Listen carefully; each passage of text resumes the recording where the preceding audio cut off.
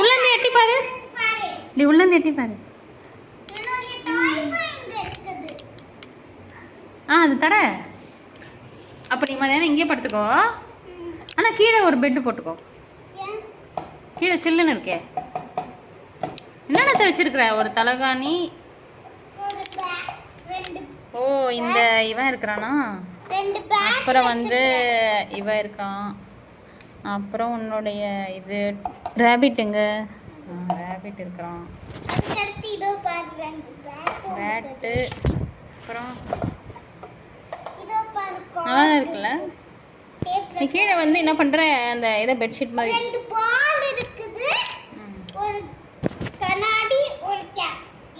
எங்க உன் முகத்தை காமி. முகத்தை காமி.